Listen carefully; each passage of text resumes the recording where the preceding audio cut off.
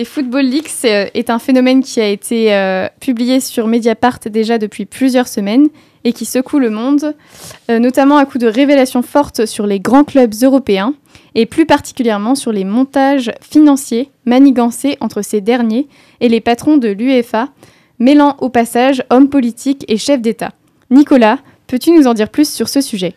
Alors oui, on peut revenir tout d'abord sur l'affaire d'investissement et de fair play financier à l'initiative du Qatar et du Paris Saint-Germain, aidés dans leur démarche frauduleuse par messieurs Platini et Infantino, alors aux rênes de l'UEFA. Pour aider à comprendre pleinement de quoi il est question ici, il faut d'abord préciser comment fonctionne le fair play financier.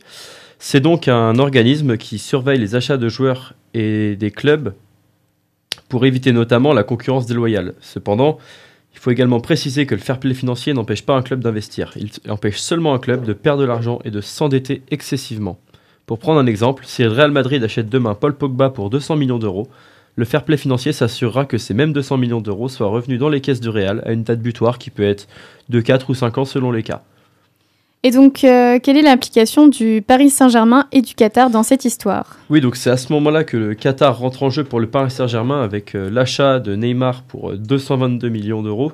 Le Paris Saint-Germain aurait eu donc à la louche 25 millions d'euros à faire rentrer dans les caisses pour amortir le paiement. Or, le Qatar, via un accord secret avec Platini et Infantino, a pu verser, au travers de son agence de tourisme, 200 millions par an au club parisien. Donc, si le Paris Saint-Germain a besoin de ça pour rembourser Neymar, ça n'est plus de l'investissement, c'est de la subvention et c'est parfaitement illégal. Et donc, concernant les chefs d'État, sont-ils impliqués dans ces Football Leaks ? Et oui, car comme dit précédemment, les révélations ont aussi éclaboussé certains hommes politiques, dont l'ancien président Nicolas Sarkozy, dont on retrouve le nom dans certains documents. On apprend qu'en mai 2014, le club anglais de Manchester City était dans le collimateur du fair play financier pour ses rentrées d'argent suspectes. Ainsi, Khaldoun Al-Moubarak, le président des Sky Blues, aurait fait rentrer 2,7 milliards d'euros entre son rachat en 2008 et 2014, la date des faits. On est donc sur un cas de dopage financier très agressif. Cependant, avec l'aide de Gianni Infantino et par l'intermédiaire de Nicolas Sarkozy donc, le club s'en est sorti avec la minuscule amende de 20 millions d'euros par an, dérisoire face aux sommes mises en jeu juste avant.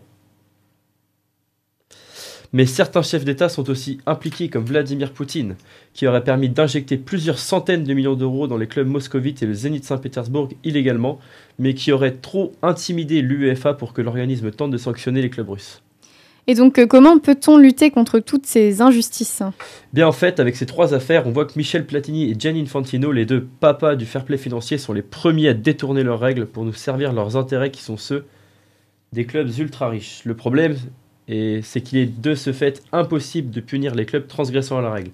Et tant que ces mêmes clubs seront jugés devant des cours de justice privées constitués par des juges et des avocats privés également, le tout sous la baguette de l'UEFA, rien ne pourra changer.